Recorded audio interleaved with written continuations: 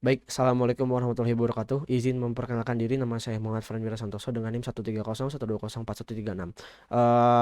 Tujuan saya membuat video ini adalah untuk pemenuhan tugas besar dari komputasi berkinerja tinggi dengan saya dan juga ada rekan saya di kelompok 6 yaitu adalah Bang Muhammad Arif dengan judul pengolahan citra pada penggambar untuk membandingkan kucing dan anjing dengan TensorFlow API yang dimana nantinya itu saya akan menggunakan dua model deep learning. Yang pertama adalah CNN secara paralel dan juga CNN secara sekuensial atau serial seperti itu. Oke, mungkin kita bisa langsung saja ke implementasinya. Jadi kita langsung buka VirtualBox di sini ya. Saya sudah membukanya. Jadi yang pertama saya lakukan adalah membuka servernya terlebih dahulu. Seperti itu. Kita menggunakan server Dev Aditama Teknovasi dengan menggunakan akun Sijuki dengan portnya 224. Kita masuk dengan password. Oke, kita sudah masuk di sini. Jadi saya di sini kebetulan sudah menginstal Conda di video sebelumnya dan juga sudah menginstal TensorFlow seperti itu. Jadi di sini dalam server juga seharusnya sudah terinstall TensorFlow-nya seperti itu. Jadi sini kita cek aja ls. Di sini saya telah membuat folder tubes Arif Farhan. Kita bisa masuk, kita ls lagi, kita cek masuk ke dalam tubes Farhan. Oke, jadi di sini belum ada apa-apa, baru ada proxy 5.sa-nya. Jadi proxy 5.sa ini untuk uh, melewatkan atau ya melewatkan dari firewall dari si servernya. Jadi kita bisa langsung saja dengan cara ketik Jupyter Notebook.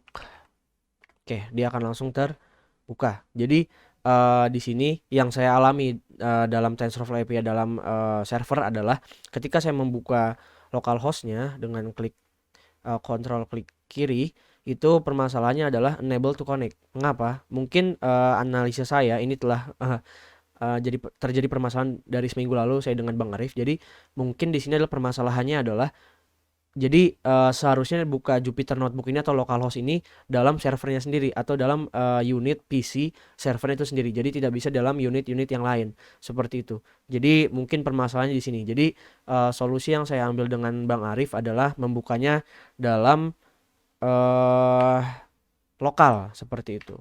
Oke. Jadi kita shutdown dulu ya. Kita keluar dari Jupyter Notebooknya dan kita keluar dari servernya terlebih dahulu agar menjadi di lokal. Oke, di sini sudah di lokal. Kita clear dulu biar rapi. Ketika di lokal, saya tinggal membuka Jupyter Notebooknya. Mengapa? Karena saya telah menginstal seluruh komponen dan ya seluruh elemen yang dibutuhkan untuk pemenuhan tugas besar dalam topik yang TensorFlow API seperti itu. Jadi kita langsung buka saja Jupyter Notebook. Nanti, nah apabila bisa atau dapat itu bisa langsung connect ke dalam Mozilla Firefox yang terbuka langsung Jupyter Notebooknya seperti itu. Dan juga bisa lihat di sini ini telah masuk ke dalam instrumen yang ada pada VirtualBox yang saya miliki. Apabila dilihat ya ini sama persis ya. Jadi file-filenya pun sama persis, ada desktop, ada dokumen dan miniconda.hsa itu sama persis. Jadi kita tinggal buka saja di sini. Oke, di sini saya sudah terlihat, sudah terbuka juga dan kebetulan saya sudah running juga gitu ya. Isi dari pemenuhan tugas besar ini untuk membedakan gambar klasifikasi kucing dan anjing seperti itu. Jadi untuk yang pertama apabila kita lihat di PowerPoint, kita langsung ke perbedaan saja ya. Oke, jadi implementasi yang paralel CNN untuk yang paralel itu kami menggunakan di bagian TF Distribute Mirror Strategy yang nantinya running code akan dijalankan secara parallelism. Jadi di sini yang membedakan antara kunci yang membedakan antara codingan CNN paralel dan juga sequential atau serial adalah di bagian sini. Jadi ini yang paralel terlebih dahulu ya. Jadi di sini kami menggunakan uh, sorry sebentar ya strategi TF Distribute Mirror Strategy yang nanti strategi ini akan digunakan pada dalam implementasi di sini strategi.scope seperti itu. Dan setelah itu hal tersebut bisa diimplementasikan atau berjalannya running code ini akan berjalan secara paralel seperti itu. Lanjut untuk poin kedua adalah di sini implementasi untuk CNN paralel menggunakan 4 layer conv 2D, 4 max pooling 2D, 1 layer flatten dan juga 1 layer dense. dan juga menggunakan 100 epoch. Untuk yang poin kedua ini itu sama persis dengan yang serial.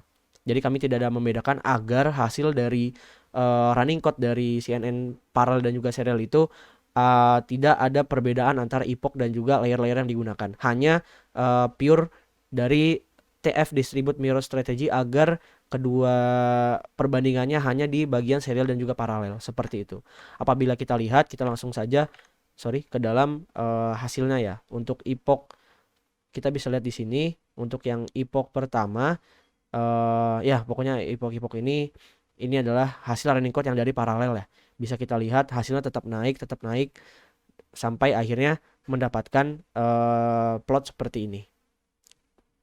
Ini untuk paralel dan di sini akurasi on testnya didapatkan di angka 0,86 atau sekitar 86% ya untuk yang paralel seperti itu, yang mengartikan hal ini sudah masuk ke dalam klasifikasi yang baik. Dan lanjut kita ke dalam yang serial. Yang serial tadi yang harus saya mention adalah tidak menggunakan yang strategi .scope-nya. Bisa lihat di sini, ini langsung ke modelnya ya. Jadi dia tidak diimport ke dalam modelnya. Untuk yang layernya sama. Selanjutnya